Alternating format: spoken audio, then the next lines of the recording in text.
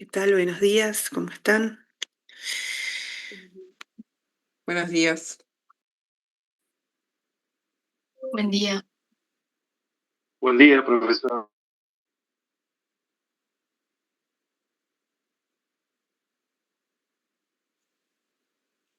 Buen día.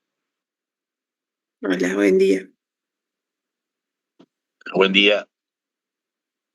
Profe, antes que empiece la clase tengo una consulta. Sí, adelante. En NEVA vimos que subió algunos temas que todavía no dimos y quería para la parte de organización de los temas para el parcial, si Sí, iban a ir títulos, valores, sí. poderes, no me acuerdo el otro. Forma de los actos jurídicos. Sí, ahí está. Legalización y Sí, traducción. bueno, legalización y traducción ya lo habíamos visto, ¿no? Ya lo habíamos visto Sí, lo vimos. anteriormente. Está, eso va todo Sí. para el parcial de esta semana. Está, genial, profe. Gracias.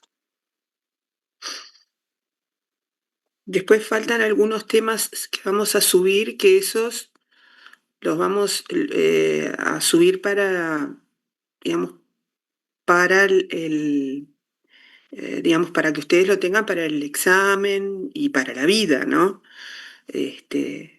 Pero que no es que no va para este interno, ¿no?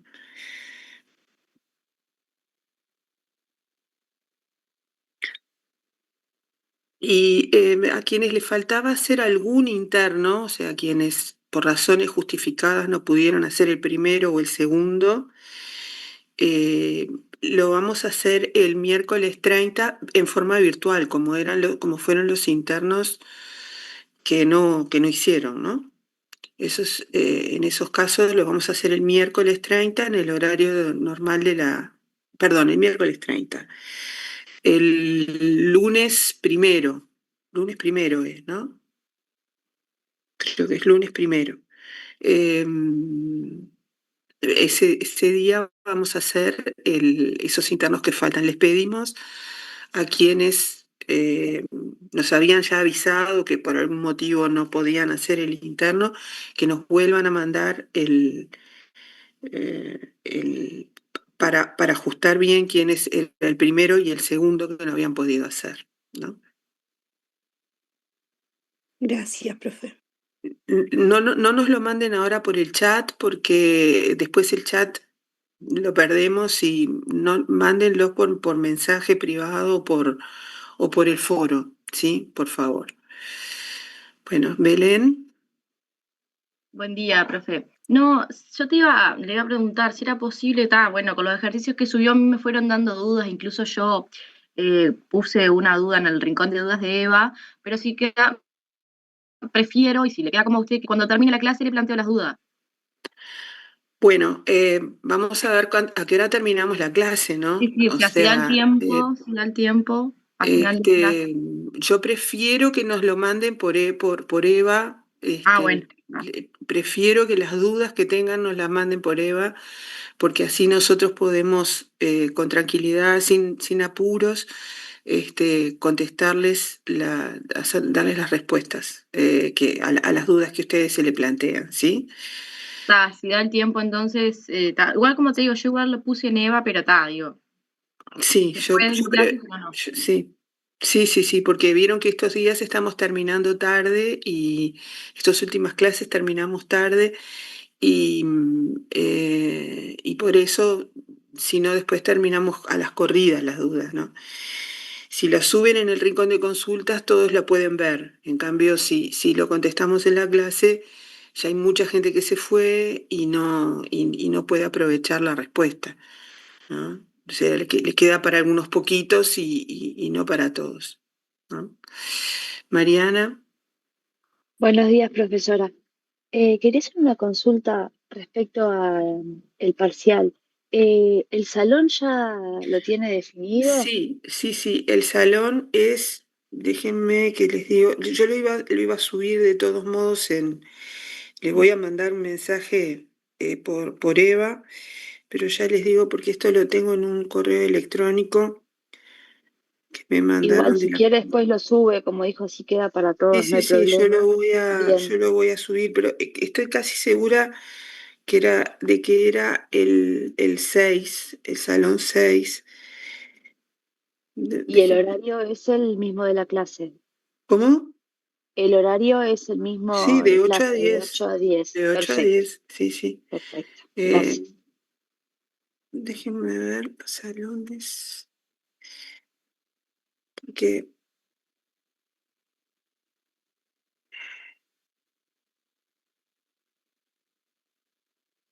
sí, es el salón 6. Sí, en el edificio central, salón 6. Pero de todos modos se los voy a mandar.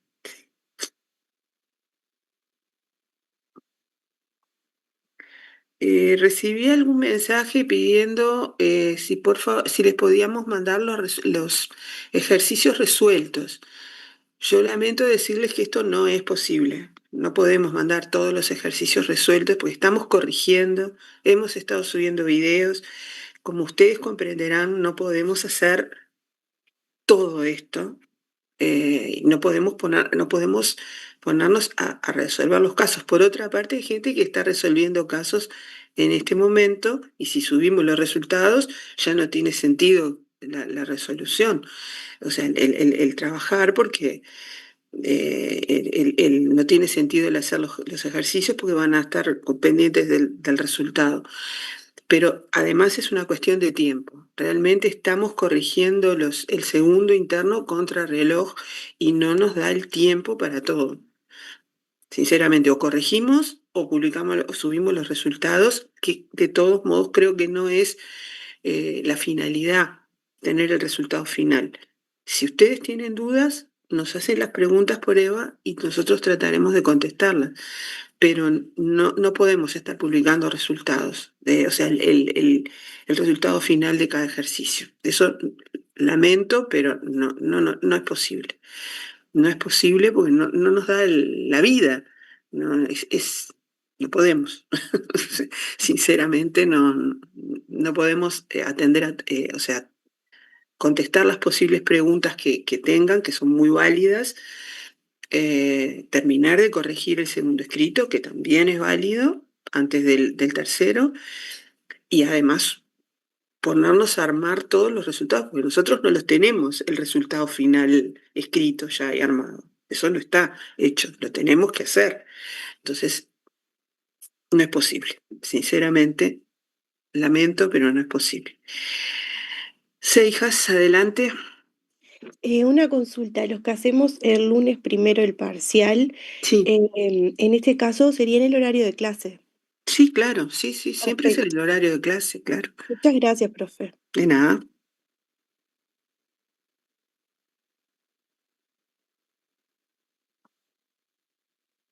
Bueno, muy bien.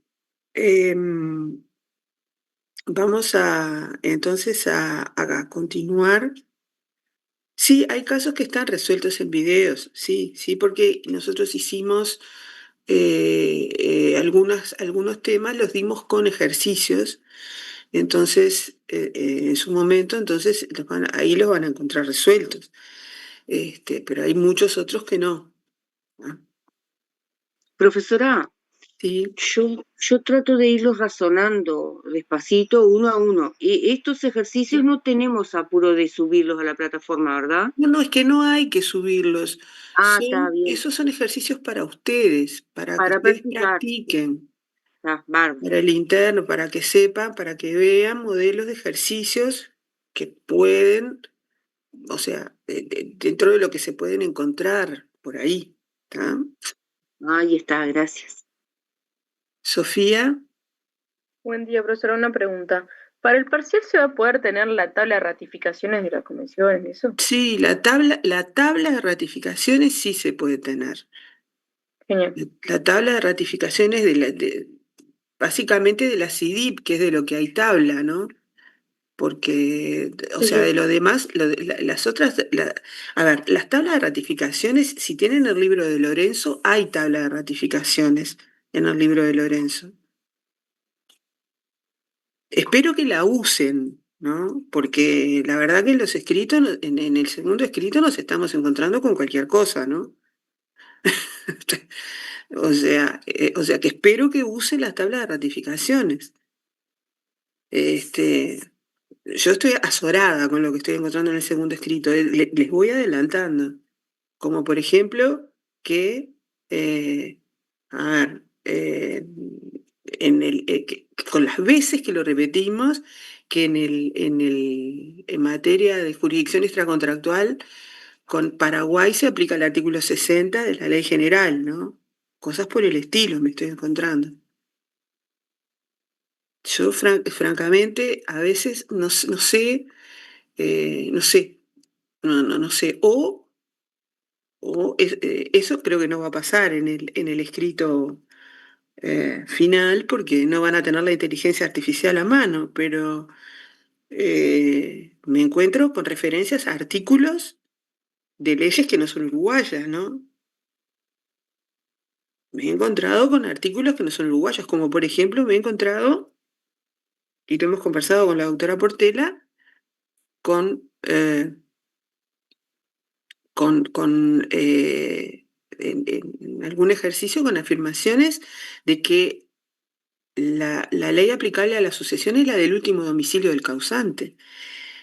No habíamos visto sucesión en ese momento, es verdad, pero habíamos mencionado 1000 veces el ejemplo de la sucesión y habíamos dicho 1000 veces que en el Uruguay la sucesión se rige por la ley del lugar de situación. Y es más, si abrieron alguna vez el libro de los tratados o la ley general, se tiene que haber encontrado, porque eso no existe. No existe que rige el último domicilio del causante en la sucesión. Si llegaron a abrir el libro, eso es fácilmente comprobable de que no es así. Como no es así, que en nuestro DIP hay una regla para los bienes muebles y otra para los inmuebles. Eso pasa en el derecho internacional privado de fuente nacional argentino, no en el uruguayo. Así que espero que el día del interno final usen las tablas de ratificaciones, que tengan a mano, porque sinceramente, ¿no? O sea, no estamos poniendo casos con Guatemala, con Ecuador, con donde pueden tener la duda si hay una CIDIP, si no hay CIDIP, si no sé qué. No. Son casos claritos. Paraguay, Argentina.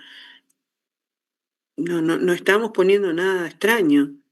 Entonces, encontrarse con este tipo de cosas, sinceramente, les hago este comentario no para ponerme en pesada ni en nada, pero es que francamente uno lee estas cosas y queda atónito, o sea, no se puede creer que en cosas que hemos insistido tanto en la clase aparezcan este tipo de errores. O sea, no, es francamente... les debo decir, es descorazonador, porque uno dice, bueno, y todas las clases en las que se insistió sobre determinados conceptos, determinadas cosas, ¿para qué? ¿Para qué? ¿No? O sea, además, porque ahora hay 70 personas en esta clase, pero en los momentos en que vimos esos temas había 140 o 120. Entonces, dice, ¿dónde estaban estas 120 personas? No los 120, por supuesto que uno no pasó esto con los 120, pero sí pasó con 100 o con 90. Este tipo de cosas, situaciones de estas características. Entonces, ¿dónde estaban estas personas cuando estábamos dando esta clase? Y después, porque estoy viendo acá a alguien que dice, hola, estoy transcribiendo esta llamada con mi extensión Tactic AI. ¿No? Lo estoy viendo esto en el chat. Bueno, esa transcripción de la clase, ¿a dónde fue a dar? ¿Quién la leyó? ¿No? Entonces, sinceramente, ¿no? O sea, es algo que espero, yo tengo la esperanza de que para el último interno, tengo la esperanza, pues es lo último que se pierde, de que para el último interno esto cambie. Pero sinceramente, Es muy descorazonador ver escrito tras escrito, pregunta tras pregunta, encontrándose este tipo de cosas, ¿no? O no sé, o incluyendo problemas de régimen patrimonial del matrimonio en la categoría bienes, o cuando se repitió, aunque no hubiéramos dado el tema de régimen patrimonial del matrimonio, pero en todos los ejemplos que fuimos poniendo, esto se repitió, que la categoría bienes era una categoría que abarcaba a los bienes considerados en abstracto. Entonces, la verdad, no quiero ser reiterativa, ni pesada, ni nada. Esto simplemente es un comentario para que ustedes tengan esto presente para el último interno. Y que hay que fundamentar las respuestas, ¿no? Porque fundamentos de derecho positivo brillan por su ausencia, en general, estoy hablando en general, brillan por su ausencia. ¿No? Lo mismo que, a ver, poner que el protocolo de San Luis y esto, porque aparte se repiten esos errores, ¿no? O sea, no es uno, se repiten en muchos. Poner que el protocolo de San Luis regula la cooperación judicial internacional, eso ya es, el protocolo de San Luis sobre cooperación judicial internacional, eso ya es, y citar artículos que no existen, porque hay artículos que no existen. La verdad que no sé de dónde salieron algunas transcripciones de artículos que no existen, esos artículos como tal. Entonces, compréndanme y compréndannos, porque esto lo hemos hablado con la doctora Portela, lo hemos compartido en nuestras correcciones. Compréndannos que corregir escritos que repiten uno sí y el otro también, leer decenas de escritos que repiten el mismo error, inventando normas que no existen, porque la norma que dice que la sucesión se rige por la ley del último domicilio del causante no existe en el derecho internacional privado uruguayo. Cuando se mencionó en la clase muchísimas veces, es bastante descorazonador, ¿no? Entonces, todo esto que le estoy diciendo, lo estoy diciendo para que ustedes piensen, mediten y se pongan las pilas para el último interno, que faltan pocos días, pero se pongan las pilas. Porque así no se puede aprobar un curso, sinceramente se los digo, de esta manera no se puede aprobar. Nosotros no podemos aprobar, poner con notas de suficiencia o de aceptabilidad escritos que tienen este tipo de errores, porque son errores muy graves, aparte de errores de conceptos, ¿no? O de no identificar, por ejemplo, que existe el orden, que hay un problema de orden público internacional o que hay un problema o sea, de cuestión previa, aparte de eso, ¿no? Pongan las barbas en remojo y pongan, o sea, y pónganse a estudiar para este escrito, porque de esta manera no se puede aprobar un curso. Yo lamento decir esto, nosotros lo lamentamos más que nadie, porque nosotros cuando vemos estas cosas quedamos absolutamente desconcertados, ¿no?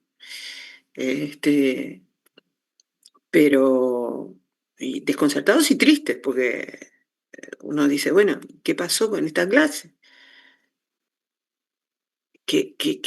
¿Dónde estuvo el problema? Pero sinceramente, la verdad que es muy complicado encontrarse con esto, ya algo nos encontramos en el primer escrito, pero en este segundo, la verdad, así que bueno, pónganse las pilas para este último. Acá se juegan todo. Y no hay posibilidad de recurrir a la inteligencia artificial. Acá no hay posibilidad de recurrir al telefonito ni nada ni a la computadora para resolver los problemas. ¿No? Que igual, como ya están viendo, el teléfono no lo resuelve bien. No sé cómo le preguntan a la inteligencia artificial para que les dé esas respuestas. Porque en parte las respuestas vienen erróneas por cómo se le pregunta.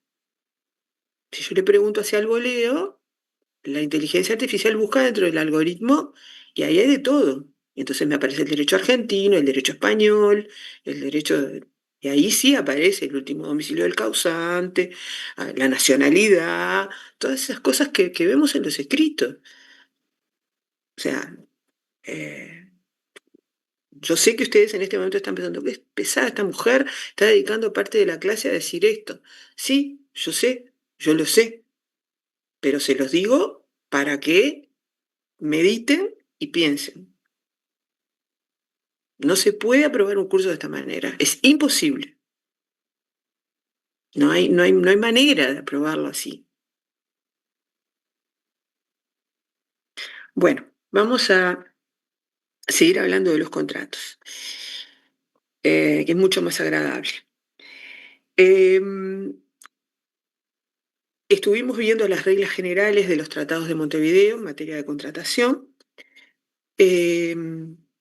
Y nos quedan algunas cositas para ver en los tratados para luego pasar a la ley general, ¿no? Que marca, como dijimos, un cambio importante con respecto a los tratados de Montevideo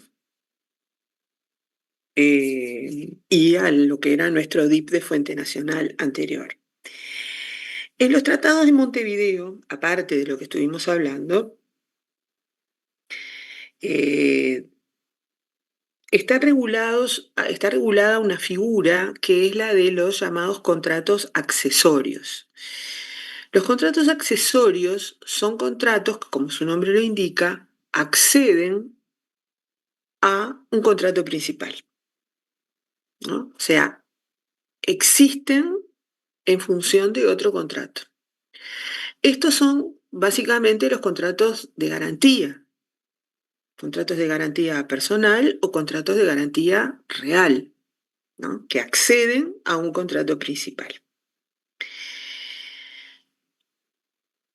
El artículo 36 del Tratado del 89 y el artículo 30 y... Perdón, porque siempre tengo que mirar estos... Y el artículo 41 del Tratado del 40, que son iguales, dice que los contratos accesorios se rigen por la ley de la obligación principal de su referencia, ¿no?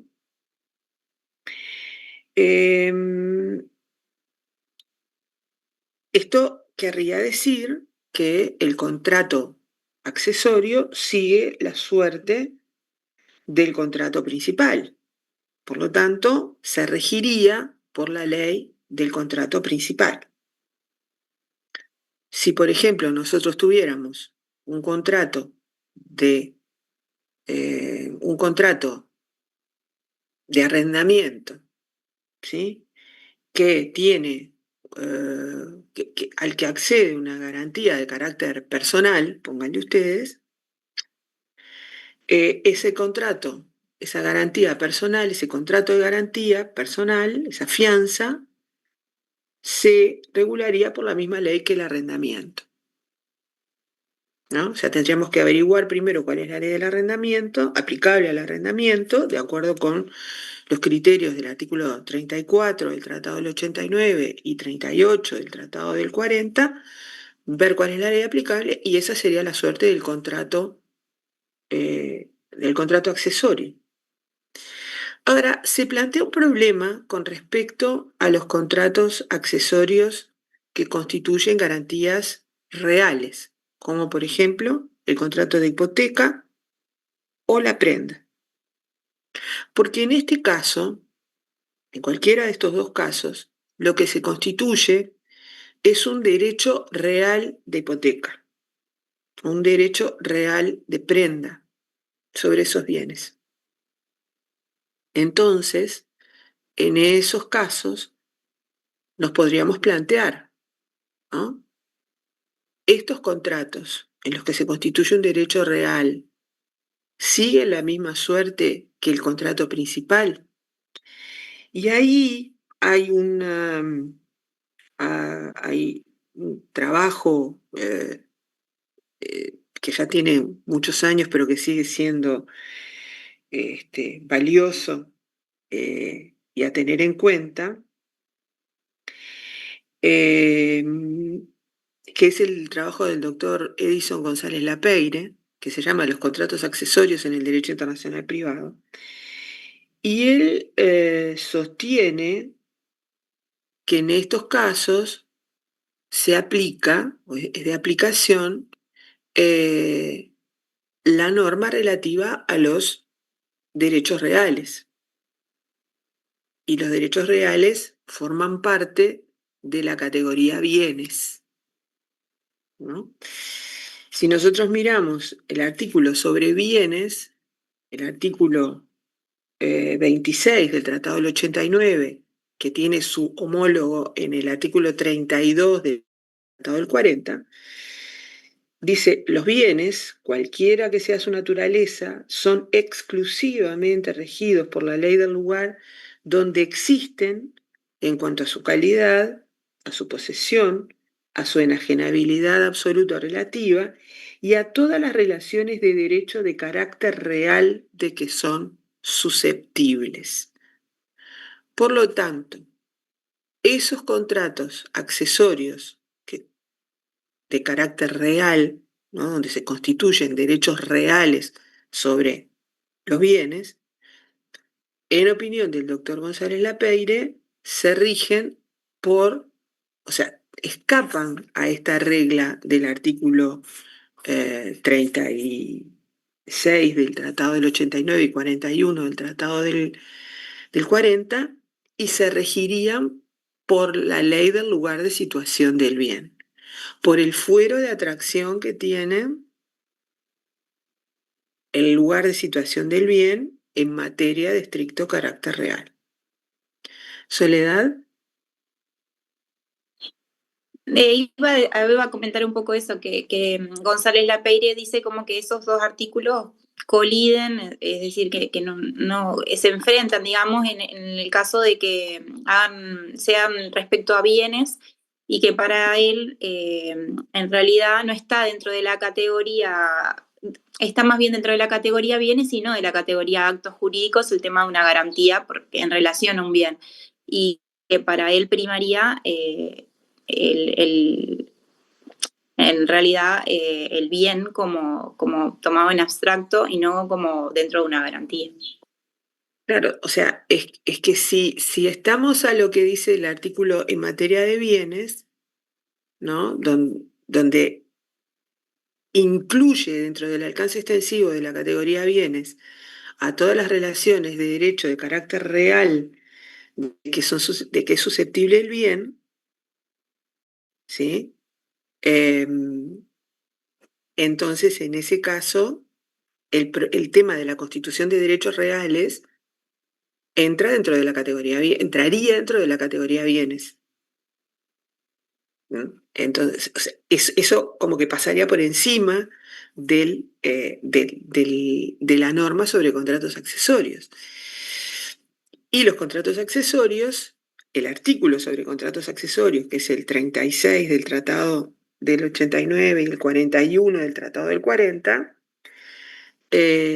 quedaría limitado a aquellos contratos de garantía personal, ¿no? como la fianza, por ejemplo. ¿Mm?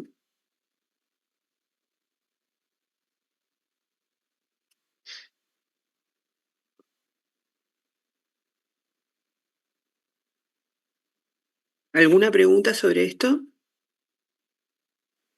Profe, entonces, es la hipoteca y cuál otro que quedaría regulado por la categoría La bienes. prenda. La prenda, ahí va. Los contratos que constituyen derechos reales, ¿no? En garantía de otro contrato. Por ejemplo, un préstamo con garantía hipotecaria, ¿no? Tenemos que ver cuál es la ley aplicable al préstamo y luego ver el lugar de situación del bien para determinar cuál es la ley aplicable a la garantía hipotecaria. ¿Sí? Porque se Profesora, está constituyendo un derecho real de hipoteca. Y para ver cómo se regula el derecho real de hipoteca, tenemos que ir al lugar de situación del bien hipotecable, que se va a hipotecar. Claro, entonces la hipótesis, por ejemplo, de un contrato con hipoteca, un préstamo de plata con hipoteca, ese préstamo, pues, o sea, del dinero va a quedar regido por el artículo 38. O sea, se va a regir, en el Tratado del 89 se va a regir por el artículo 32, que dice que rige la ley del lugar donde los contratos deben cumplirse, 33, que es el que refiere a los aspectos sustantivos, y tengo que ir al 34 para ver cómo se interpreta el lugar de cumplimiento en el caso de un préstamo de una suma de dinero, ¿no? Ahí va, claro, por eso. Y en el caso del Porque el 40, artículo 34, perdón, el artículo 34 lo que hace es interpretar el punto de conexión lugar de cumplimiento. claro, Estamos de acuerdo, ¿no? Que el artículo 34 del Tratado del 89, la función que cumple es interpretar el punto de conexión lugar de cumplimiento. Esto lo dijimos en la clase pasada, y ya lo habíamos dicho en otras oportunidades, pero esa es la función que cumple. Pero la ley aplicable es la ley del lugar de cumplimiento. claro. Y Eh, el tratado Eso para el del, contrato de préstamo, ¿no? Para el préstamo de una suma de dinero. O de cualquier préstamo, ¿no? Pero de la suma si estamos hablando de un préstamo de una suma de dinero con garantía hipotecaria, primero tengo que ir al tratado, perdón, tengo que ir a los artículos que regulan el contrato principal, determinar la ley aplicable al contrato principal. Y luego, para el contrato en el que se constituye una garantía real, tengo que ir a la norma sobre bienes. Claro. Porque se constituye un derecho real, voy a la categoría bienes, y todo lo que tiene que ver con los derechos reales que se constituyen con respecto a los bienes, forma parte de la categoría bienes.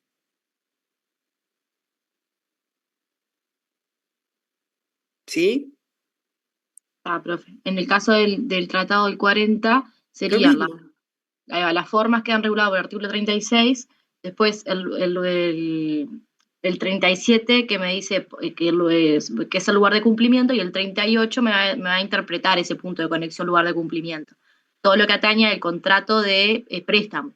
Sí. Pero lo que tiene que ver con la garantía, ahí en el Tratado del 89 sería el artículo 32. 32. Perfecto.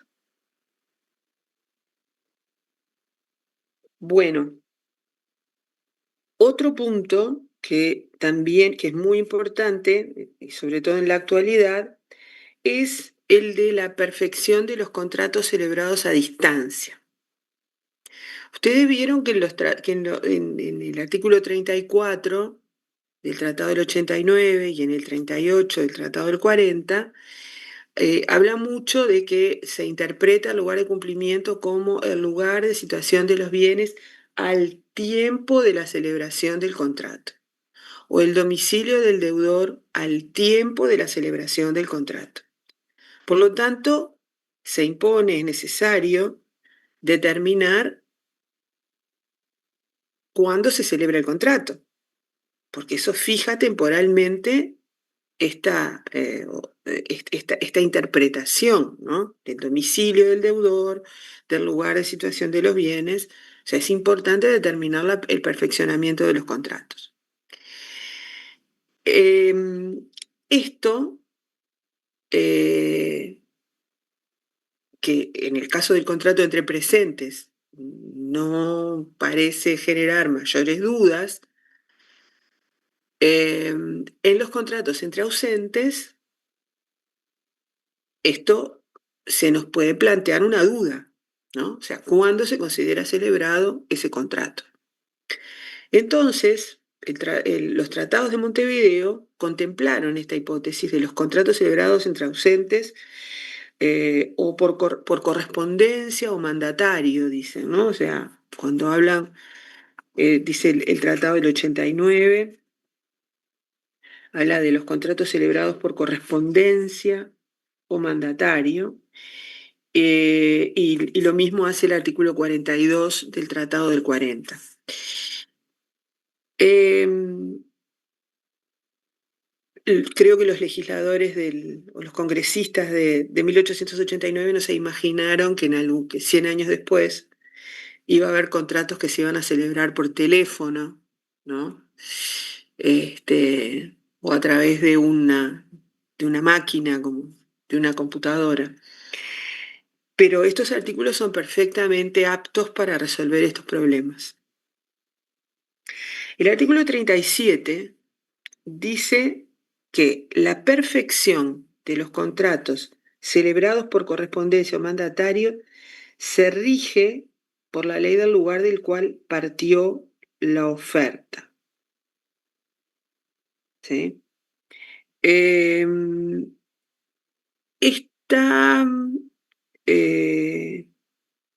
Esta solución, fíjense ustedes que no nos dice, o sea, hay que entender claramente lo que dice este artículo.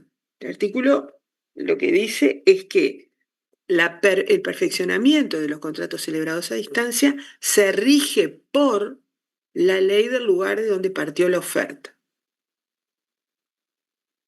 ¿no? O sea, tenemos que ir a ver la ley que dice el derecho interno del Estado de donde partió la oferta de ese contrato. Ahora vamos a poner un ejemplo enseguida. Fíjense ustedes la diferencia con el Tratado del 40. Acá los tratados no son iguales.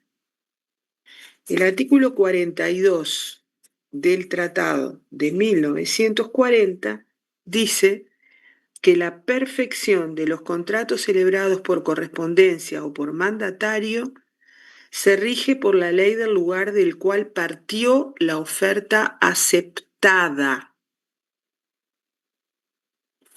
Y esto puede ser muy importante cuando en un contrato tenemos oferta y contraoferta. ¿Sí? A ver, lo que nos exige el Tratado del 89, el Tratado del 89, es que tengamos presente la ley del Estado de donde partió la oferta, o sea, la oferta original, haya habido contraoferta o no. ¿Sí? La oferta original, por ejemplo, estamos en el Tratado del 89, pónganle ustedes que una firma boliviana le propone, le envía un correo electrónico a una firma uruguaya, ¿sí? Con una propuesta de adquirir, le quiere comprar, no sé, artículos no sé, de ferretería, pónganle ustedes, al por mayor. La propuesta, la oferta del contrato, ¿de dónde parte? Parte de Bolivia, ¿no? La oferta parte de Bolivia. Entonces, la ley que va a determinar qué es lo que hace falta para considerar perfeccionado a ese contrato celebrado a distancia, la va a determinar la ley boliviana, que es de donde partió la oferta. Supónganse ustedes que en este mismo contrato, la firma uruguaya hace una contraoferta, ¿no? Es decir, la firma boliviana le dice: yo compro tantos, quiero comprar determinados artículos, ¿sí?, en determinadas condiciones. La firma uruguaya, que es la que posee los artículos, la que vende los artículos, le hace una contrapropuesta a la empresa, no está de acuerdo en todas las condiciones que la firma boliviana le propone, y le hace una contrapropuesta.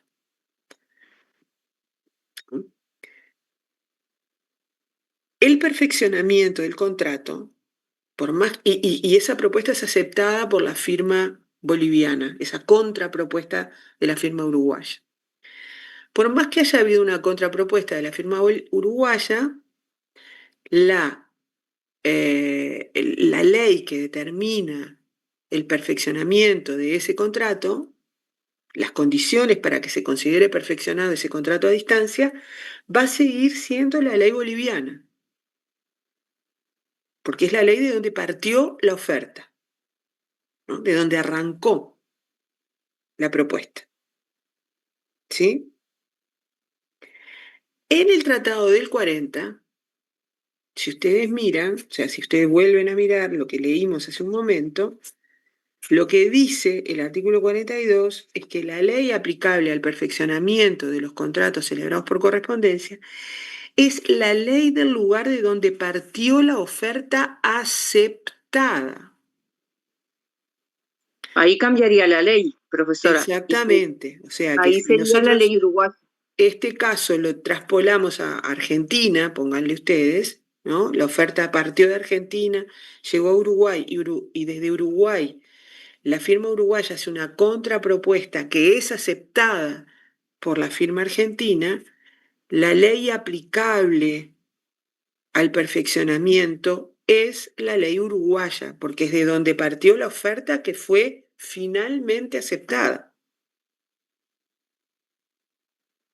¿no? O sea que acá cambia entonces la ley aplicable.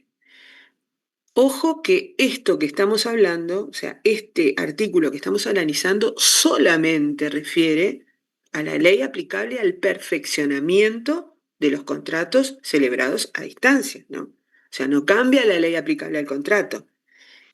Con esto estamos determinando cuál es el derecho material que nosotros vamos a tener que consultar y que nos va a decir qué requisitos se deben cumplir para que un contrato celebrado a distancia se considere perfeccionado. Es este aspecto pequeño pero importante, ¿no?, del contrato que rige este artículo. El perfeccionamiento, que aparte es importante para determinar el momento en que se perfeccione, por lo que decíamos hace un ratito. Pues ustedes vieron que en la interpretación del lugar de cumplimiento, el momento de la celebración es importante, porque habla del lugar de situación de los bienes al tiempo de la celebración. El domicilio del deudor al tiempo de la celebración. Bueno, ¿cuál es ese tiempo? ¿Cuál es ese momento en el que se considera perfeccionado el contrato? Bueno, eso en los contratos a distancia lo dice en el Tratado del 89 la ley del Estado de donde partió la oferta, y en el Tratado del 40 lo dice la ley del Estado de donde partió la oferta aceptada. ¿De acuerdo? ¿Alguna pregunta sobre esto? Ay, profe. Entonces, ¿este artículo refiere a la forma del contrato? No refiere a la forma. Refiere a cuándo se considera perfeccionado. ¿A qué tiene que pasar para que se considere perfeccionado un contrato a distancia? O sea, un contrato en el que las voluntades de las personas de celebrar el contrato se manifiestan en distintos momentos. Porque es un contrato entre ausentes. Las formas son otra cosa. O sea, las formalidades pueden, o sea, las formalidades refieren a aquellos aspectos externos del contrato de los que debe estar revestido. Esto se refiere a cuándo y cómo se tiene que darse esas manifestaciones de voluntad para que se considere perfeccionado un contrato entre ausentes. ¿Está? Profe, a los efectos de un caso práctico, por ejemplo, hacemos todo el análisis que siempre se hace en el caso de los actos jurídicos, se regula todo por la misma ley, ¿no? O sea, yo creo que en un caso como este, si se les plantea a ustedes un caso en un caso en contrato a distancia, ustedes tienen que arrancar por el perfeccionamiento, ¿no? Porque, digo, en la vida real, ¿no? Porque ahí ustedes van a tener el momento del perfeccionamiento, el momento lo que tiene que pasar, digamos, ¿no? ¿Qué es lo que tiene que pasar para que el contrato se considere celebrado? Entonces, a partir de ahí, ustedes van a entrar a analizar la ley aplicable al fondo del contrato y a las formas, ¿no? ¿Cuáles son las formalidades de las que debe estar revestido? Eso lo determina la ley del lugar de cumplimiento y también la ley aplicable al fondo del contrato, ¿no? Porque Claro, por la ley aplicable al fondo del contrato, que es la ley del lugar de cumplimiento, está vinculada íntimamente con la celebración del contrato, ¿no? Porque, no sé, si recae sobre una cosa cierta y determinada, es la ley del lugar de situación del bien al momento de la celebración del contrato. Por eso tengo que saber cuándo se celebró el contrato.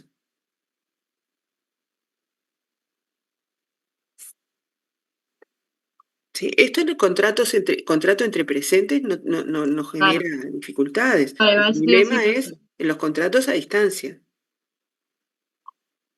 que por la característica de estos contratos así es como que se agregan un ítem más de todo lo que chequeamos cuando vamos a ver un contrato, se agrega Claro, este ítem de ver el hay que ver perfeccionamiento. si es un contrato a distancia o no, porque si es un contrato a distancia, el contrato, o sea, hay que determinar este aspecto, ¿no? No podemos decir de entrada y automáticamente que el contrato se celebró tal día y a tal hora. Hay que ver qué es lo Claro, que profe, dice la ley aplicable. cuando hay mail sobre todo que van y vienen, que Bueno, preguntás, que esto y que el otro, o sea, ustedes van a ver que nosotros le subimos, creo que ya está subida, hay una convención de Naciones Unidas, que no fue ratificada por Uruguay todavía, pero hay una convención de Naciones Unidas que es una convención sobre comunicaciones electrónicas en la contratación internacional, que justamente se dedica a resolver estos temas, ¿no? O sea, porque, por ejemplo, puede pasar que alguien mande una comunicación haciendo una oferta del contrato por correo electrónico desde Estados Unidos, pónganle ustedes, a las 11 de la noche, y en el Uruguay es la 1 de la mañana del otro día, ¿no? Entonces, en Estados Unidos son las 11 de la noche del día 24 y en Uruguay son la 1 de la mañana del día 25. ¿Cuál es la fecha en la que esa oferta fue enviada? ¿No? Eh, y también eso, también hay que ver desde dónde fue enviada. Todo eso que en las comunicaciones electrónicas es importante, bueno, eso está regulado en esa convención. que no hay muchos estados, no tiene muchos estados parte todavía, Uruguay no lo es, pero que es interesante tenerla en la mira, porque en algún momento yo creo que se va a ratificar, y resuelve estos problemas que se pueden plantear, por ejemplo, cuando se manda una comunicación por teléfono o por correo electrónico, ¿no?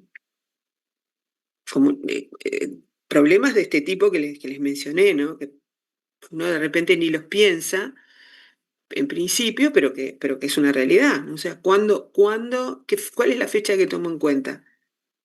¿No? Tomo la fecha de donde se envió, la fecha, la fecha del que envió el contrato, la propuesta, o la fecha de que recibió la propuesta, ¿no? Bueno, eso está en esa convención, ¿no? Cuando tengan tiempo y si les interesa todas estas cosas, pueden mirarla. Pues ya le digo, no es derecho positivo para Uruguay, pero ya tiene algunos años esa convención y está en vigor. Creo que entró en vigor ya. Bueno, muy bien. A ver. Una compra por Temu, por ejemplo, también puede ser. Ahí Sí, tienes un claro, contrato a distancia. claro. Cuando vea, hay muchísimos contratos a distancia. Por lo general se celebran, es muy común porque las partes no es que se juntan en tal país del mundo a firmar un contrato, ¿no? Lo que Claro. hacen es cada uno lo firma desde su país, ¿no? Entonces ahí estamos en un contrato a distancia. Cuidado con eso, con detectarlos.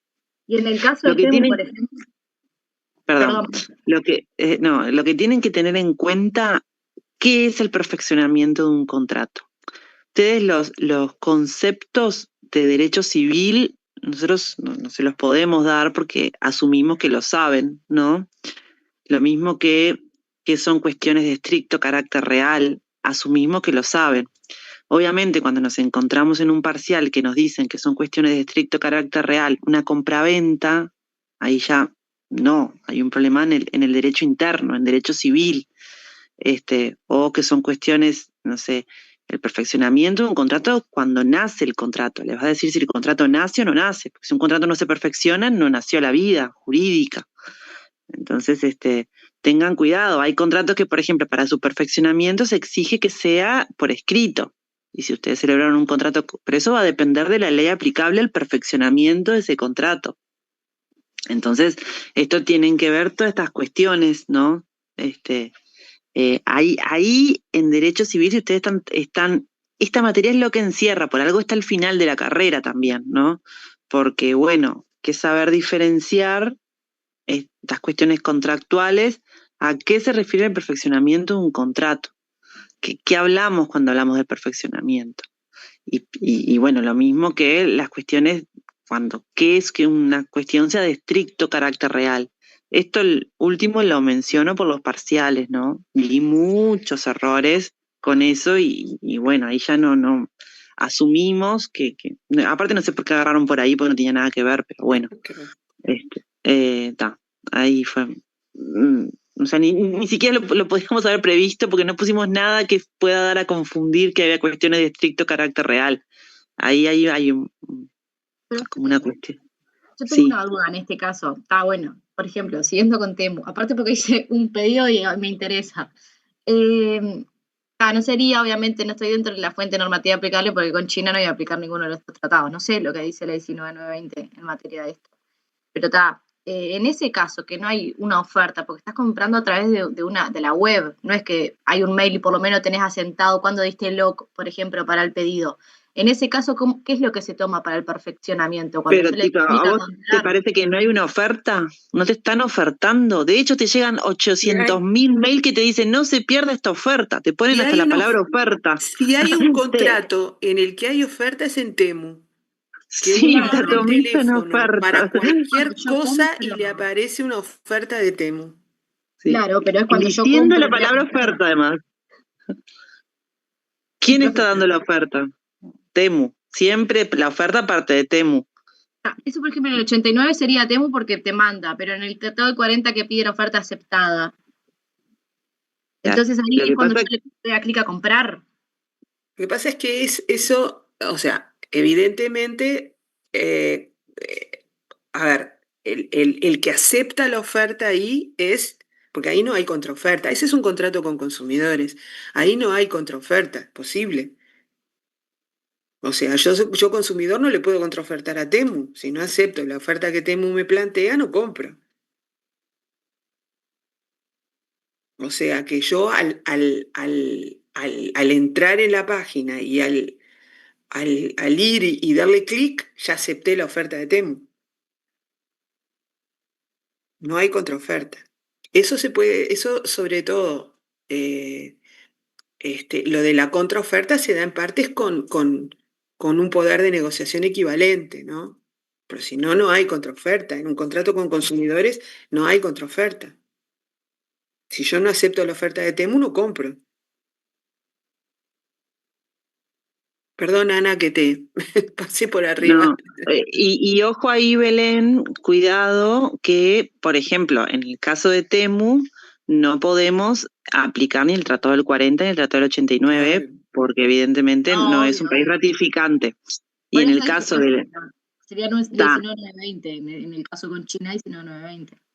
No, yo esto, discúlpenme, pero fue un fin de semana de mucha corrección, o sea, corregí más de 300 parciales en cuanto a las preguntas, ¿no? Más de 300 preguntas y es muy complejo, vi que entre los errores, por ejemplo, estaban esto de aplicar los tratados del 40 a países que no estaban ratificados, que no ratificaron el Tratado del 40. Yo se lo estaba diciendo al principio de la clase, Ana. Está. Porque me preguntaban si podían tener la tabla de ratificaciones el día del interno. Yo les dije que sí, que las pueden tener, pero que la usen. No, y por favor, miren, en algún momento les decíamos, es un derecho tener el derecho positivo, o sea, las normas. Ahora creo que es un deber tener las normas. Por favor, les pido, lleven las normas.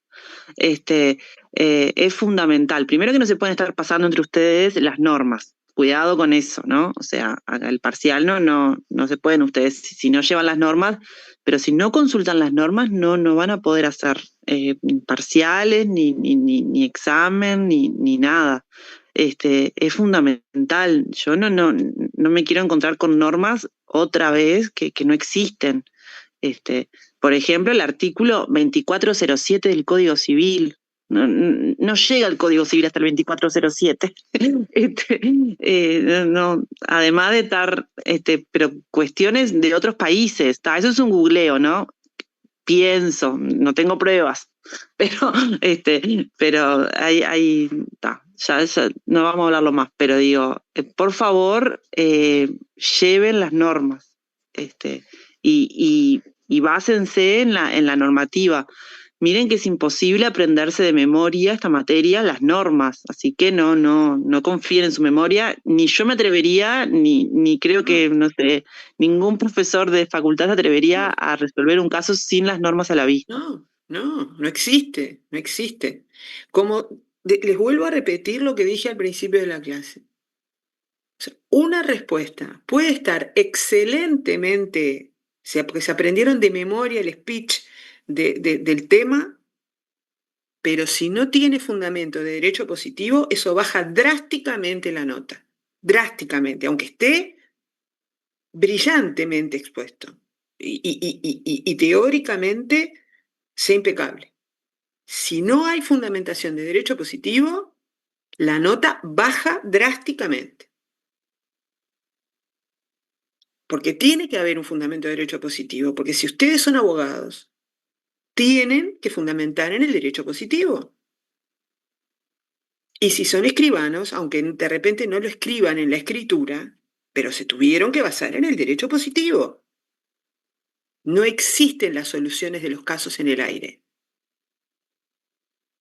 Entonces, si no hay fundamento de derecho positivo, como también pasó en este interno, que para encontrar un fundamento de derecho positivo había que ser un mago en muchos casos,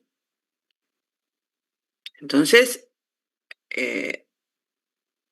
no va a haber buenas calificaciones, porque tiene que haber fundamentación. Y en derecho, la fundamentación está en el derecho positivo, porque las doctrinas, las posiciones doctrinarias, todo esto, son posiciones con respecto al derecho positivo. Ah, ya no lo digo más. Victoria. Buen día, profesora. Mi pregunta, hablando ya de este tema del parcial, es, por ejemplo, en el parcial, para resolver los casos que nos pongan, vamos a tener que utilizar artículos y normas que hemos visto en clase. Por ejemplo, no es que el día del parcial nos pongan un artículo y tengan que empezar a buscar en el tratado algún artículo que justo no se dio. O sea, son cosas conocidas dadas, ¿no? Pregunto para estar al tanto si no me estudio todo el tratado Yo del... les voy a hacer esta pregunta. Nosotros, ¿hemos hecho en alguno de los internos anteriores alguna pregunta de algún tema que no se hubiera dado en la clase? Bueno. No, por ahora no. Las preguntas van a ser sobre los temas dados en la clase y sobre los que subimos videos o guías de estudio. El grave problema ahí está en no comprender la pregunta, porque, por ejemplo, en la pregunta de relación personal, era una pregunta, en realidad era la de, no era la de cuestión previa, era la de orden público internacional, que en realidad tenía que ver con la categoría relación patrimonial de bienes entre los cónyuges. Ustedes, la mayoría, y ahora sí me atrevo a decir, la mayoría contestó sobre la categoría relación de bienes entre los cónyuges. Resolvieron una categoría que no habíamos visto. Entonces, todo lo que es la cuestión de la resolución de la categoría, ¿cómo vamos a ponerle una categoría que no vimos? O sea, ahí sí ustedes tendrían que haber dicho, en ese momento, la profesora me está poniendo un tema que no vimos. Porque en el segundo parcial, la categoría relación de bienes, relaciones patrimoniales de bienes entre los cónyuges, no la habíamos visto. Entonces no podíamos haberles puesto nunca que resuelvan un tema así. Ahora entiendo que en el tercer parcial va a ser distinto porque no podemos poner, ahora sí, ya no, ya es el último. Entonces si hay una categoría va a haber que resolverla. Pero digo, cuando en la pregunta 2 del parcial, lo mismo que en la de fraude a la ley. En la de fraude a la ley pasa lo mismo. Todos respondieron sociedades comerciales. ¿Cómo vamos a hacer que no lo hemos visto? No vimos sociedades comerciales. ¿Cómo van a empezar a debatir sobre las sociedades? Era un tema, solamente bastaba con que hablaran del fraude a la ley. Y el derecho positivo referente al fraude a la ley. Era tan fácil la pregunta. Todas las preguntas eran mucho más fáciles de lo que ustedes pensaban. Entonces, haberse metido, por ejemplo, en una categoría que no vimos, como relación de bienes entre los cónyuges, categoría difícil además, ¿no? Que muchos se fueron a la categoría bienes, obviamente tuvieron problemas de calificación, pero tuvieron esos problemas por querer resolver una categoría que no vimos cuando el tema apuntaba a resolver una cuestión de orden público internacional. Solo bastaba que hablaran de orden público internacional. Con eso ya era una nota de 6 para arriba, de hablar del problema de teoría general. Entonces, céntrense, primero lean bien la pregunta, tómense su tiempo para leer la pregunta y a qué apunta la pregunta. Eso es fundamental. Respecto al tema de la categoría bienes, me preocupa porque obviamente la ven y la leen. No confundan la categoría bienes con relaciones de bienes entre los cónyuges en el matrimonio, ¿no? O no confundan la categoría bienes con contratos, ¿tá? La categoría bienes es cuando se habla del bien solito, y cuando se habla de enajenabilidad, cuando habla la palabra enajenabilidad, la categoría bienes refiere a cuando un bien se puede enajenar o no. ¿Qué bienes, por ejemplo, no se pueden enajenar? ¿Qué refiere que un bien no se pueda enajenar? A ver si alguno se da cuenta. ¿Qué implica que un bien no se pueda enajenar?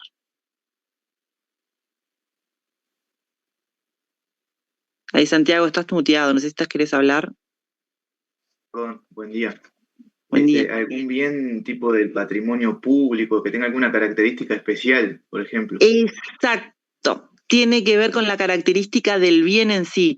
Por ejemplo, si ustedes quisieran, si se quisiera enajenar, no sé, un bien que sea patrimonio histórico nacional, no sé, bueno, ese caso tiene que pedir una autorización especial, eso tiene que ver con la enajenabilidad del bien, pero no es que un bien se pueda vender o no, un bien particular de cada uno de nosotros, ¿no? O sea, no tiene que ver con que cuando haya un contrato de compraventa ustedes se vayan a la categoría bienes porque lean dentro de la categoría bienes que hable de la enajenabilidad del bien. Cuando habla la categoría bienes de la enajenabilidad absoluta o relativa de un bien, creo que dice en el momento, como alcance extensivo de la categoría, tiene que ver con que el bien en sí mismo se pueda o no enajenar. Por ejemplo, que tenga alguna prohibición de enajenar un bien. Eso es fundamental, no agarren por ahí cuando haya algún contrato, porque se imaginarán que algún contrato tendría que haber en el tercer parcial. Y esto se los digo sin yo saber lo que va a poner la profesora. O sea, no tengo ni idea de las preguntas. Pero yo no tengo ni idea de las preguntas que va a poner, pero no sé, suelo pensar que si dimos contratos, algo de contrato tiene que haber, algo, aunque sea un ítem de alguna pregunta. Entonces, cuidado. Y no les estoy diciendo nada porque no sé, capaz que no pone ninguna pregunta la profesora, no las pongo yo, como les digo. Pero pareciera que es un tema importante. Así que cuidado con eso, cuidado con esas dudas respecto de no confundir categorías. Nada, quería hacer esa porque me da pena cuando veo esas cosas. Gracias, porque eso es, yo no sé si es falta de comprensión de la pregunta, si falta de conocimiento de la pregunta, entonces como no sé de qué me están preguntando, como no estudié, no sé de qué me están preguntando y voy por donde puedo, por poner algo. A ver, tiro al azar, a ver si le invoco. En una de esas capaz que le invoco. Entonces no sé qué es. No puedo entrar en cada caso de cada uno, pero esto se ha repetido mucho. Mucho. O sea, de encontrarnos con que iban a contestar el problema. Entonces, claro, evidentemente que eso, la respuesta va a haber errores.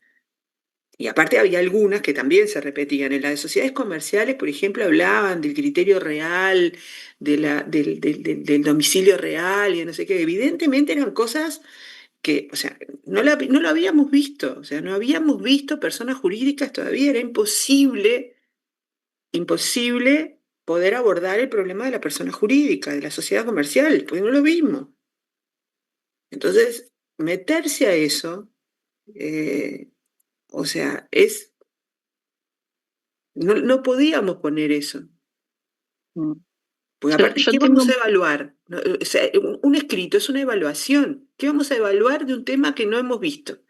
No podemos evaluar nada porque ustedes no tienen por qué saberlo.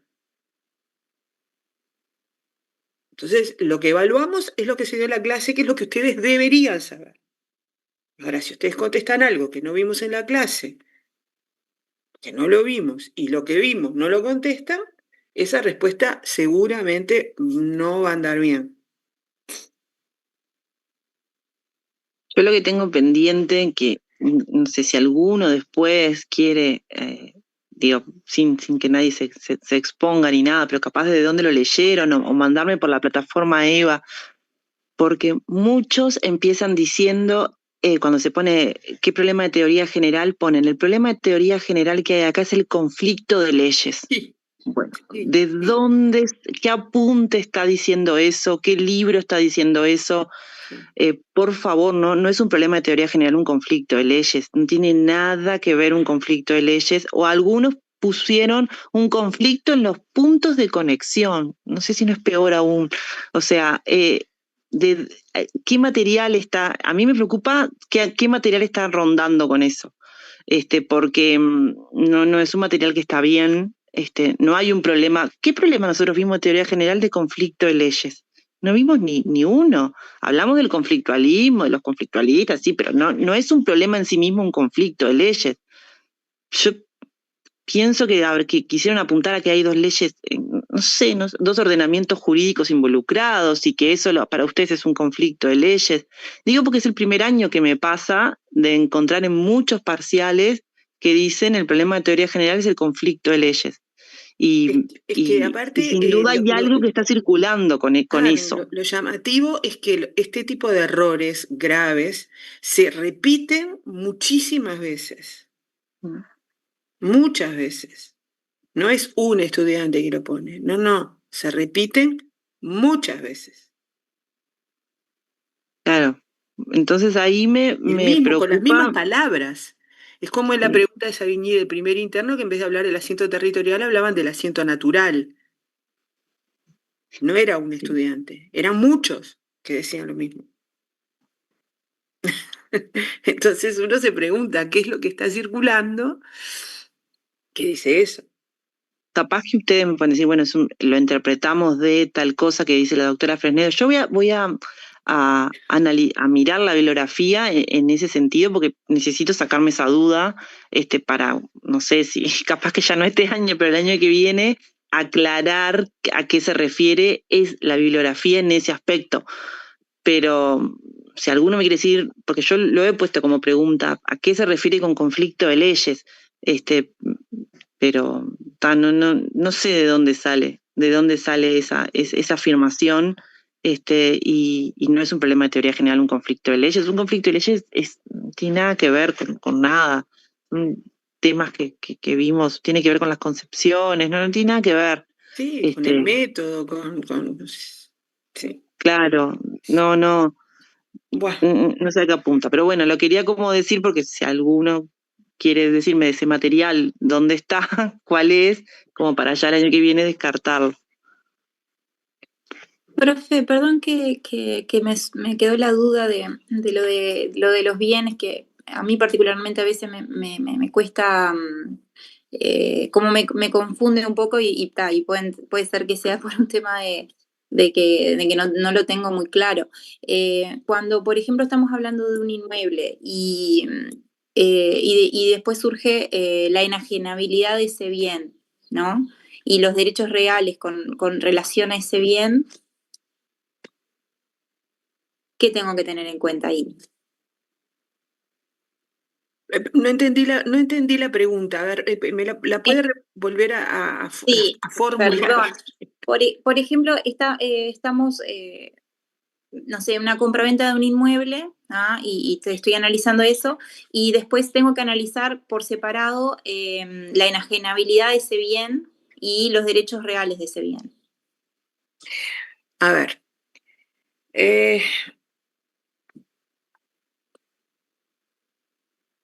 Si ustedes leen el libro de la doctora Fresnedo, se van a encontrar con que en materia de contratos, a ver, voy a empezar desde otro lado.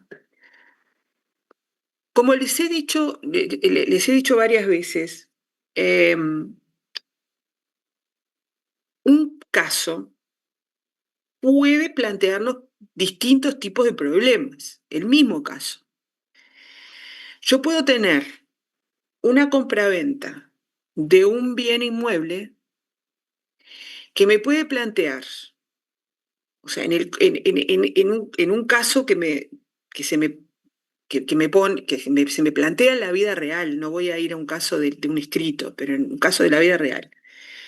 Esa compraventa de un bien inmueble me puede plantear distintos problemas. En el derecho interno también pasa esto, pero en el derecho internacional privado me podría plantear un problema en torno a la capacidad de la persona para contratar.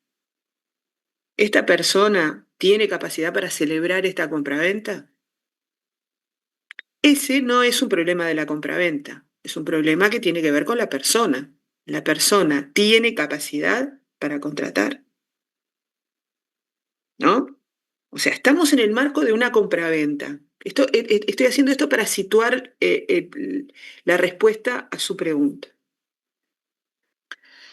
Entonces ahí el problema no pasa por la compraventa. La compraventa en sí no ofrece ningún problema, para el derecho internacional privado por lo menos. El problema podría estar en que si la persona tiene capacidad para contratar. Ahí yo tendré que ver dónde está domiciliada la persona para saber si la persona tiene capacidad o no. O sea, es un problema de capacidad, no es un problema de compraventa. La compraventa puede ser, o sea, puede ser una compraventa a distancia, por ejemplo. Entonces, si a mí se me plantea el hecho de que la compraventa se celebró por correo electrónico, me puede generar el problema de cuándo se considera perfeccionada. Bueno, esta compraventa, ¿cuándo entiendo que esta compraventa se celebró? Porque capaz que el problema radica justamente en sí, o sea, en el momento de la celebración de la compraventa. Entonces ahí el problema ya no es de la persona, ya no es un problema de capacidad, es un problema del negocio, ¿no? El problema que yo tengo que encarar en ese caso es un problema del negocio. Lo mismo si hubo un incumplimiento, lo mismo si yo me planteo el problema de, bueno, este contrato lo tengo que hacer en documento público, ¿no? o me basta un documento privado. Ahí el problema que yo tengo que resolver es un problema del negocio. No es un problema ni del bien, ni es un problema de quienes intervienen, es un problema del negocio.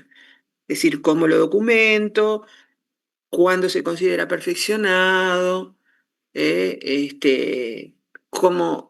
es la ley aplicable en caso de incumplimiento. Eso es un problema que tiene que ver con el negocio.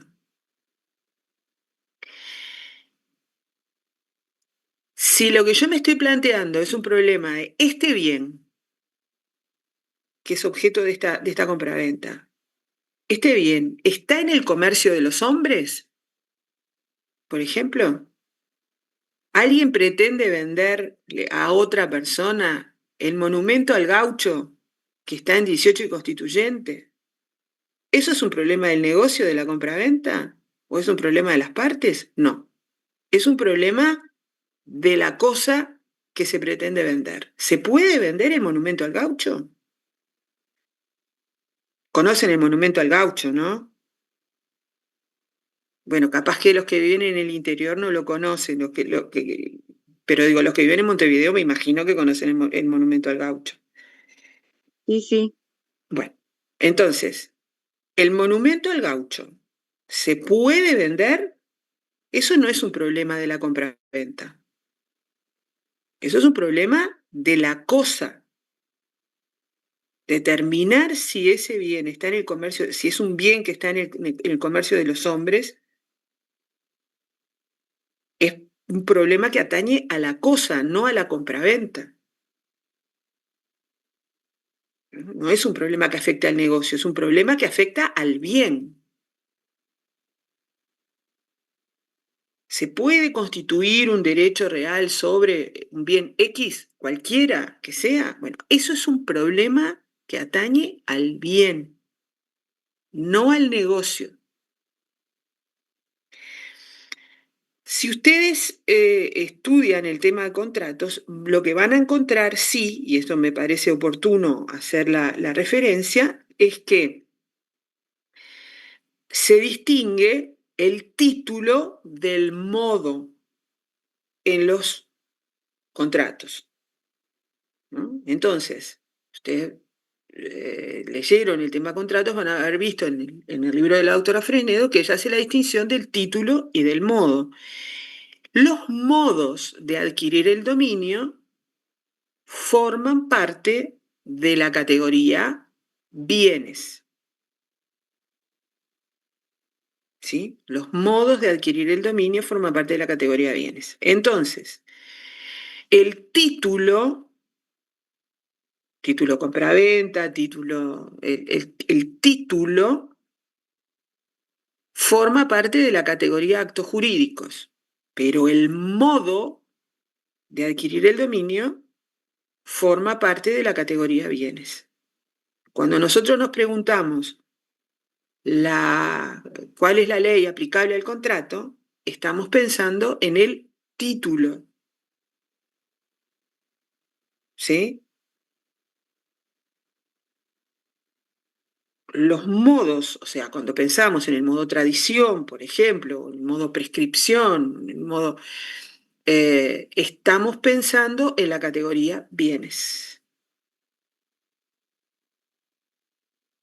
Ese es el único aspecto que yo entiendo que podría generarles a ustedes o que podría dar lugar a algún tipo de duda. Quiero decir ahora, anticipadamente, después de la explicación no. Profesora, disculpe, yo estaba anotando y puse todo lo de modo, pero el título forma parte de la categoría. ¿De qué categoría podría formar parte el título? Esto se me fue de la cabeza. Acto jurídico. Actos, sí, por eso, pero como no le escuché eso. Claro, no bueno, segura. pero si estamos hablando de los contratos, tenemos título y modo. El título forma parte de la categoría actos jurídicos. Claro. ¿Sí? Los modos de adquirir el dominio forman parte de la materia de estricto carácter real. Por eso, los modos se rigen por la ley del lugar de situación del bien.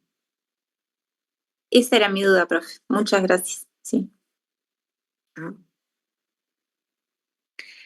Bueno, muy bien. Entonces pasamos a la ley general. La ley general arranca con algo que es importante para contextualizar, para situarnos, que es la definición del contrato internacional, que es algo que, bueno, en los tratados de Montevideo no está definido cuando un contrato nacional. Lo que sí sabemos en los tratados de Montevideo es que el elemento de extranjería relevante es el lugar de cumplimiento del contrato, ¿no? Pero como, la ley general parte de otra base, o sea, parte de la ley aplicable a los contratos y parte de la autonomía de la voluntad, o sea, de la posibilidad de que las partes puedan elegir la ley aplicable a los contratos, que es una de las grandes novedades de la ley general, entonces se hace necesario establecer criterios objetivos de internacionalización del contrato. Porque si hay algo que queda claro, que surge también de la ley general, es que el hecho de elegir una ley de un Estado diferente del nuestro no internacionaliza un contrato. Es decir, la voluntad de las partes no internacionaliza un contrato. El contrato es objetivamente internacional y es al revés, o sea, se puede elegir la ley aplicable a un contrato internacional. No es que un contrato se internacionalice por elegir la ley aplicable. ¿Mm? Se puede elegir la ley aplicable a un contrato internacional. Entonces, se hace necesario definir cuándo un contrato es internacional. Cuando un contrato es internacional, en la ley general, bueno, se entiende, dice el artículo 44, que un contrato es internacional si las partes tienen su residencia habitual o su establecimiento en estados diferentes, o el contrato tiene vínculos objetivos relevantes con más de un estado. ¿Mm? Esos son los criterios objetivos para considerar o para evaluar si un contrato es internacional o no.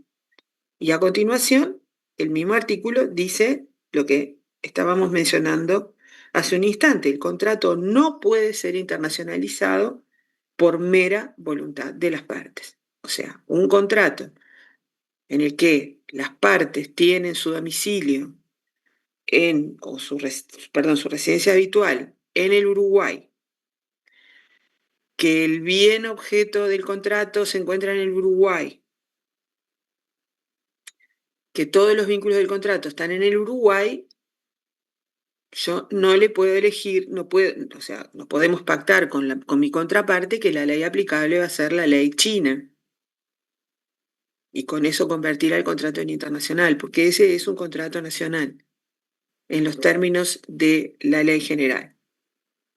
Eso es muy importante. A ver, por ejemplo, Ángela, tú vivís en Uruguay, ¿no? Pongo a Ángela, sí, me dice Ángela. Si tú y yo no fuéramos de vacaciones a Cancún, las dos, vamos a suponer, yo también vivo en Uruguay, y en Usted paga Cancún, todo, profe. bueno, Yo voy, ojalá, pero pague todo usted. pero vamos a Y suponer que allá, sí, y estamos de vacaciones en Cancún, sentadas en la playa, y yo te digo, Ángela, yo te vendo mi auto, ¿vos querés comprarme el auto? Dale, y nos ponemos de acuerdo en el precio, todo, pero vamos a firmar algo, porque yo no quiero, que después, cuando lleguemos a Uruguay, vos te arrepientas, vamos a firmar acá, que yo te vendo el auto, no celebramos la compraventa, pero hacemos un contrato en el que yo me obligo, una especie de boleto de reserva, ¿no? Yo me obligo a vender el auto y vos te obligás a comprármelo por X precio y demás. ¿Ese contrato es internacional? No, yo entiendo que Lo no. celebramos en Cancún. Estamos celebrando en Cancún, ¿no? Pero el Estado, ay Dios, cualquier, perdón, profe, pero el artículo 44 establece que tienen que tener la residencia habitual en estados diferentes, y en realidad Ni es las nada partes tienen vacacional. claro, ni las partes tienen la residencia habitual en estados diferentes, ni hay una conexión objetiva con ningún bien fuera del Estado. Bueno, ¿todos opinan lo mismo? ¿Ahí qué sería? Que se perfeccionó ahí nada más. No, bueno, en realidad no es una cuestión de perfeccionamiento. Se celebró, sí, podría llegar a se celebró ese contrato en un país distinto al de nuestro domicilio y a donde está el bien, etcétera, etcétera, ¿no? Porque no es que tampoco nos fuimos con el auto a Cancún. O sea, el vehículo permanece, el bien está en Montevideo, las partes se domicilian en Uruguay. Lo único que puede haber es que la celebración de ese contrato. Bueno, ahí habría que analizar esto de los vínculos objetivos, si alguien entendiera que la celebración del contrato podría entrar allí. Yo concuerdo con Santiago de que no, para mí no sería un contrato internacional, el mero hecho de celebrarlo en otro país, ¿tá? Pero es muy común, y ya me adelanto, no que piensen, sobre todo en la vida práctica, porque en el parcial no les vamos a poner un contrato nacional, evidentemente, pero es muy común que en la vida digan, tengo un contrato internacional, y muchos colegas me dicen, no, mira acá hay un contrato internacional, ¿por qué? Les digo yo, me dice, porque mirá, se firmó en X lugar, no importa tanto dónde se celebró ese contrato. Habría que ver si podríamos llegar a entender eso como un elemento objetivo. Pero cuidado con esto, es lo primero que tienen que partir, saber si el contrato es o no internacional. Eso me parece fundamental. ¿Santiago? Claro, yo lo pensaba así, digo, el vínculo objetivo tiene que ver con la prestación, por ejemplo, pero no que se haya firmado en otro lugar, o sea, esa firma en otro lugar no internacionaliza el contrato. Porque si no bastaría que las partes se trasladaran a otro país para poder internacionalizarlo, ¿no? O sea, esto se podría, digamos, forzar celebrando el contrato en otro lugar, ¿no? Entonces, sería indirectamente, si las partes se trasladaran a otro lugar para celebrar el contrato, indirectamente estarían internacionalizando un contrato que es puramente nacional. Yo entiendo también que ese dato no es un dato que internacionalice el contrato, ¿no? A veces pasaba que muchas veces con la Argentina, ahí ya tenemos en el Tratado del 40, ¿no? Lo que Pero pasa bueno, es que con Argentina es distinto porque viste que ahí habla del lugar de cumplimiento, o sea, y ahí claro. sí, como que el lugar de cumplimiento es distinto al lugar de celebración, y entonces en ese caso, como no hay autonomía de la voluntad, ¿no? Como se trata de criterios rígidos y establecidos por el legislador, pero también se ha hablado en el artículo 40 del Tratado del 40 que de alguna manera, al recoger el criterio del lugar de celebración, el Tratado del 40, de alguna manera estaba admitiendo indirectamente la autonomía de la voluntad porque las partes podían elegir dónde celebrar el contrato, porque podían celebrarlo en cualquier lado en realidad, ¿no? Y bueno, está. Sí, indirectamente sí. Lo que pasa es que en el Tratado del 40 funcionaba como un criterio subsidiario, ¿no? Cuando no obtenemos otra forma de de determinar el lugar de cumplimiento, ¿no? Sí, o a veces que se pone algún elemento. El contrato puede ser, por ejemplo, el lugar de pago. Es muy común porque las partes no tengan el dinero en Uruguay y digan Sí, que se va a pagar en un banco de, no sé, las Islas Caimanes. Entonces, ahí, si ese solo elemento, el lugar de pago, internacionaliza el contrato o no. claro. Y la última precisión, recuerden que el lugar de pago no es el lugar de cumplimiento del contrato. Ya sé que lo vimos la clase pasada, pero lo voy a volver a repetir porque alguien lo va a poner, algún distraído. Todos los años lo ponen igual, ¿eh? Así que eso sí ya no va a causar Sorpresa. pero lo vuelvo a repetir y pondría, ¿vieron cuando uno fija un mensaje? Yo fijaría un mensaje acá en el chat. No pongan que el lugar de pago es el lugar de cumplimiento del contrato. Pero van a ver que alguien lo va a poner. No quiero ser pájaro malagüero, pero no es el lugar de cumplimiento. Lugar de pago es otra cosa distinta. El lugar de cumplimiento hay 1000 interpretaciones y es más difícil de lo que parece. No es tan fácil como el lugar de pago. Ojalá.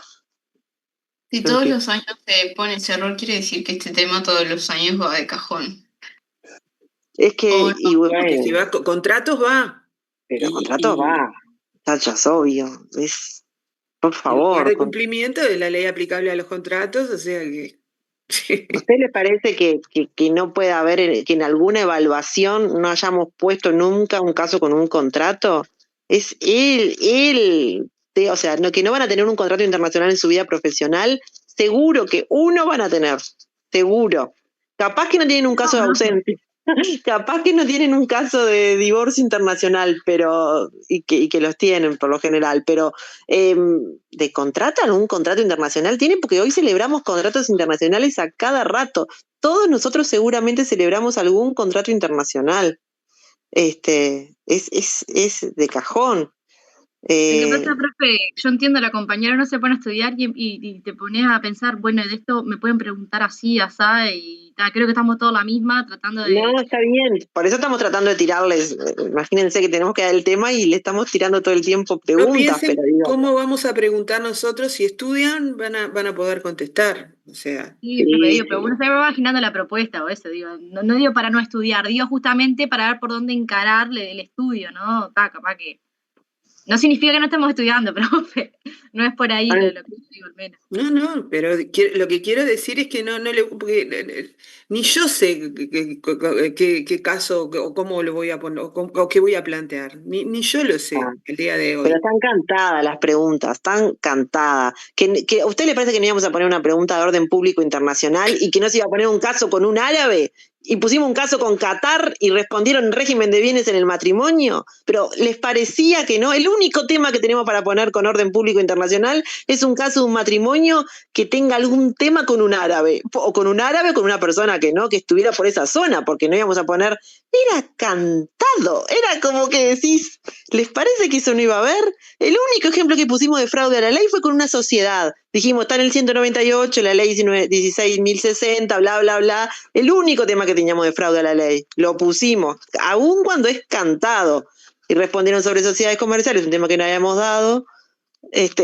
Pero chiquilis, hay que ser vivo, porque tienen que decir, ¿y qué caso puede poner la profesora de fraude a la ley? Y capaz que no tenemos tanta imaginación, ponemos casos de la vida real, y va a poner un caso de sociedades comerciales, que es el caso donde se da un fraude a la ley.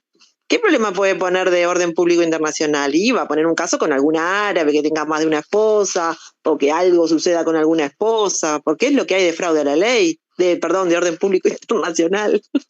Estaba cantadazo, bueno, con la cuestión, o sea, eran, no sé, ustedes discúlpenme, capaz que porque uno está muy contaminado de DIP. Pero bueno. Bueno, muy bien. Entonces, los contratos internacionales, entonces, en este caso cambia el paradigma, digamos, de los contratos internacionales en la ley general, y la ley general arranca ya en el artículo 45 diciendo que los contratos internacionales pueden ser sometidos por las partes al derecho que ellas elijan. O sea que, en principio, la ley aplicable a los contratos en la ley general es la ley elegida por las partes. De acuerdo a lo establecido en los artículos 13 y 51 de la presente ley, dice: las partes pueden elegir normas de derecho generalmente aceptadas a nivel internacional como un conjunto de reglas neutrales y equilibradas, siempre que éstas emanen de organismos internacionales en los que la República Oriental del Uruguay sea parte. ¿Esto qué quiere decir? Quiere decir que las partes no solamente pueden decir: queremos que la ley aplicable a nuestro contrato sea la ley china, por ejemplo, sino que también pueden incorporar, de acuerdo con lo que surge de los artículos 13 y 51 de la ley general, usos y principios reconocidos de general aceptación, recogidos por organismos internacionales, como, por ejemplo, hay un organismo internacional del que Uruguay es parte, que lo hemos mencionado en la clase, que es UNIDROIT. Ahí se lo acabo de enviar por el chat. UNIDROIT, que es el Instituto Internacional para el Derecho Uniforme, donde se han elaborado unos principios de contratación internacional, principios reconocidos. O sea, este es un organismo del que Uruguay forma parte, y expertos en contratación internacional han trabajado durante años y periódicamente los revisan y han elaborado esos principios de contratación internacional. Lo mismo en la Conferencia de la Haya. La Conferencia de la Haya también se han elaborado unos principios de contratación internacional que las partes pueden elegir incorporar a sus contratos. O sea, no solamente esa autonomía de la voluntad incluye decir: queremos que la ley aplicable sea la ley de tal estado, o sea, una autonomía conflictual, sino que además pueden implicar, incorporar reglas del llamado soft law, del derecho suave, o sea, normas que no son obligatorias para los estados, pero que reflejan unas posturas reconocidas de expertos internacionales en la materia y que han sido elaboradas a nivel de organismos de los que el Uruguay es parte. O sea, que Uruguay reconoce lo actuado a nivel de esos organismos. Eso las partes lo pueden incorporar a sus contratos.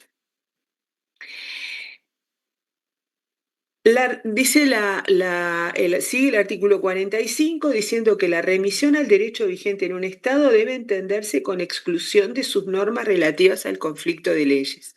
¿Esto qué quiere decir? ¿Qué implica? Que no admite el reenvío. Exactamente, o sea, descarta el reenvío. Ya lo decía igual el artículo 2 en la parte general también. Claro, el reenvío había sido regulado en la teoría general, en el capítulo de teoría general, descartándolo al reenvío, salvo la excepción de que se llegara a conclusiones o a no realizar el fin perseguido por la norma. Pero bueno, acá en materia de contratos está expresamente establecido: si las partes dicen queremos que la ley aplicable a nuestro contrato sea la ley china, es el derecho material interno chino, no el derecho internacional privado chino, porque si no, eso implicaría que se terminaría aplicando otra ley, o sea, la ley designada por el derecho internacional privado chino. Eso desvirtuaría la elección de las partes, ¿no? Si las partes dicen queremos que se aplique el derecho chino, es el derecho material chino, el derecho interno chino. El acuerdo de las partes sobre esta elección, dice el artículo 45, debe ser expreso o desprenderse inequívocamente de las cláusulas contractuales consideradas en su conjunto. Esto nos hace acordar a Dumoulin cuando hablaba de la voluntad expresa o tácita. O sea, las partes pueden decir queremos que se aplique el derecho chino, o la aplicación del derecho chino puede no surgir de modo expreso, pero sí puede surgir del contexto del contrato. Esa manifestación de voluntad es válida y tiene efectos en nuestro derecho internacional privado de fuente nacional. Dicha elección, dice la ley, puede referirse o podrá referirse a la totalidad del contrato o a una parte del mismo. Esto marca una diferencia súper importante, otra más, con respecto a los tratados de Montevideo, porque se acuerdan que una de las características que mencionamos de la regulación de los contratos en los tratados de Montevideo, aparte de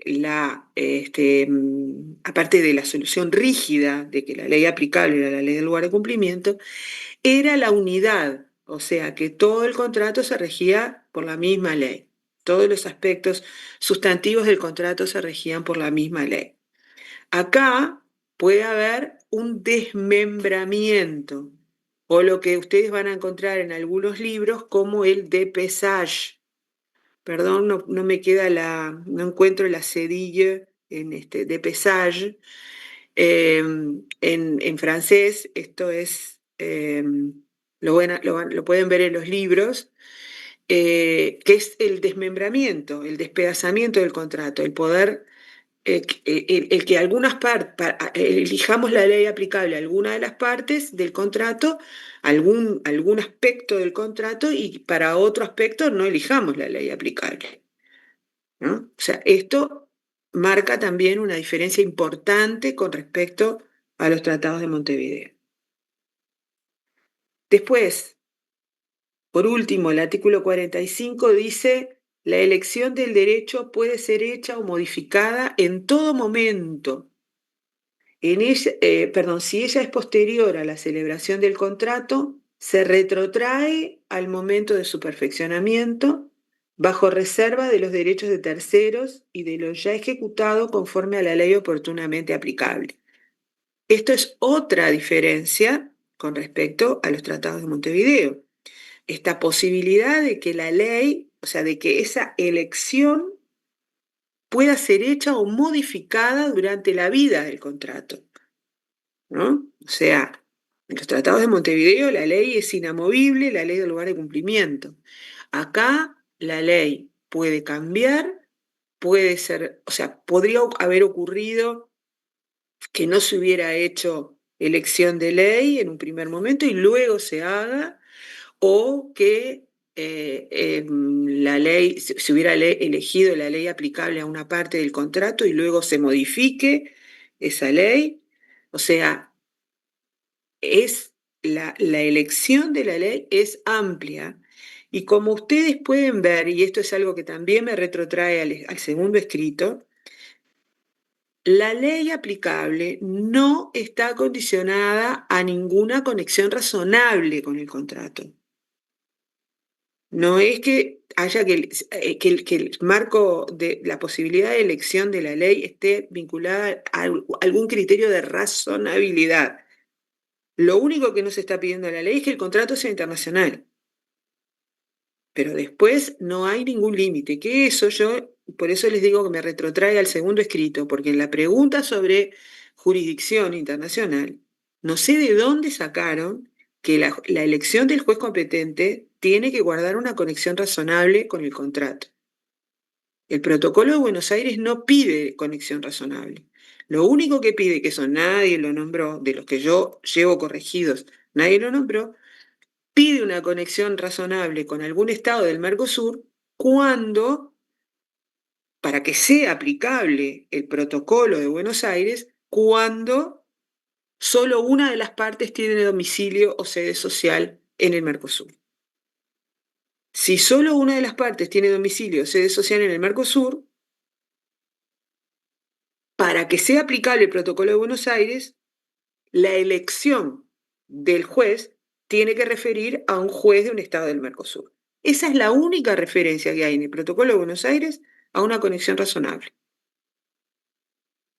No hay otra. Por eso me acordé ahora de lo que había corregido y por eso lo traje. En este caso, entonces, no se requiere la conexión razonable. Y otra cosa que me parece que es muy importante tenerla presente y que suele confundirse, está en el artículo 46. La elección de la ley aplicable no supone la elección del foro, ni la elección del foro supone la elección del derecho aplicable. Son dos cosas diferentes. La ley aplicable está regulada en estos artículos 44 a 51. Sí, a 51. La jurisdicción en materia contractual está regulada en el artículo 60. Es otra cosa. Yo puedo tener un contrato en el que se haya hecho elección de ley aplicable y no se haya hecho elección de juez competente. Y el hecho de haber elegido la ley de un determinado estado no quiere decir haber elegido la ley, los jueces de ese estado. Si el contrato dice, las partes eligen la ley china, esto no implica que los jueces chinos son los que van a entender. Si las partes no dijeron nada en torno a los jueces, entonces quiere decir que las partes no les interesó elegir el juez competente.